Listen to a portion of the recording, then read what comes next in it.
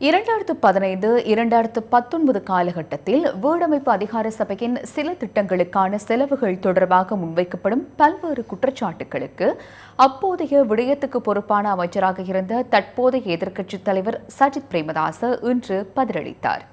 இதேவேளை நேற்றைய சட்டன நிகழ்ச்சியின் போது ஆளும் கட்சி உறுப்பினர்களும் இந்த குற்றச்சாட்டுகள் குறித்து கருத்து வெளியிட்டனர். සංවර්ධන අධිකාරියේ සිදුවීම් සම්බන්ධ විමර්ශනයක් කරනකොට සිදු වෙනවා කියලා අමාත්‍යාංශ මට්ටමේ මොකද ඔබතුමා කියන්නේ? අමාත්‍යවරයෙක් හැටියට කටයුතු කරපු அமைச்சு என்ற ரீதியில் நாம் பணியாற்றிய காலத்தில் வீடமைப்பு அதிகார சபையிலும் கலாசார துறையிலும் பல துரித திட்டங்களை நாங்கள் சட்டப்பூர்வமாக செயற்படுத்தினோம். நாங்கள் செயற்பட்ட விதத்தை தவறாக பார்க்கும் குழு ஒன்று இந்த நாட்டில் உள்ளது. அதில் பிரச்சனை இல்லை. நாட்டின் நலன் கருதியே நாம் அனைத்தையும் முன்னெடுத்தோம். அத்துடன் நாம் சமய விழுமிய கட்டமைப்பை பலப்படுத்துவதற்காகவே செயற்பட்டோம். පද්ධතිය ශක්තිමත් කිරීමේ ගමන තුළ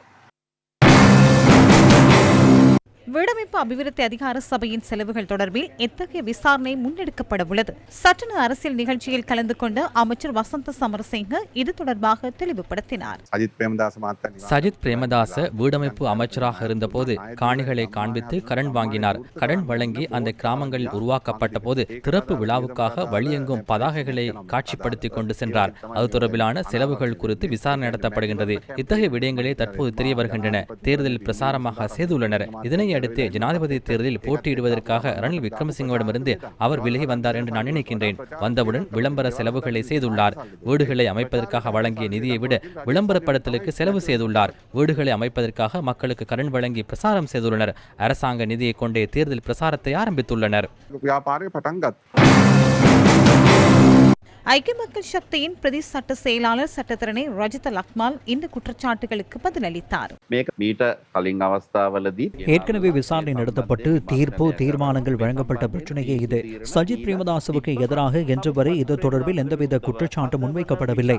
சஜித் பிரேமதாசு குறித்த அமைச்சு பதவியை வகித்த காலப்பகுதியில் அவர் எந்தவித ஊழலையும் செய்யவில்லை. அத்துடன் தற்போது கூறப்பட்ட வகையில் ஜனாதிபதி தேர்தல் பிரசாரத்திற்காக இந்த நிதி பயன்படுத்தப்படவே இல்லை. குறித்த காலப்பகுதியில் மேற்கொள்ளப்பட்ட செலவுகளை தற்போது ஈடு செய்ய நேரிட்டுள்ளதை அமைச்சர் வசந்த சமரசிங்க வெளிக்கொணர்ந்தார்.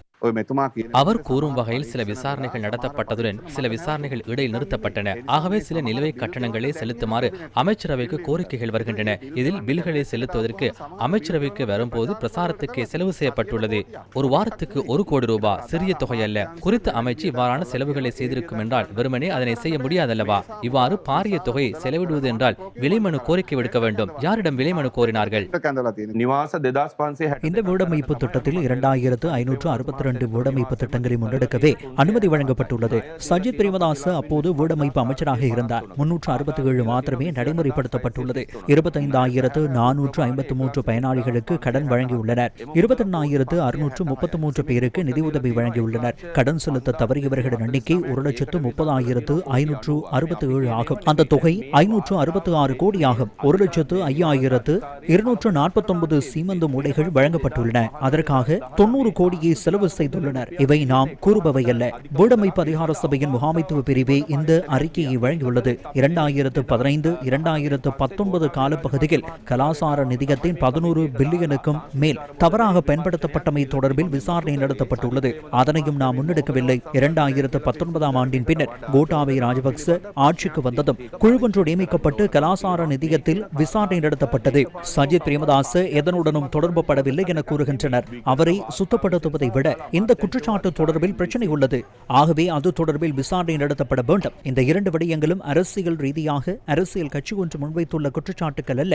கணக்காய்வு அறிக்கைகள் மற்றும் அமைச்சு அல்லது அதிகாரிகள் முன்வைத்துள்ள விடயங்களே இவை.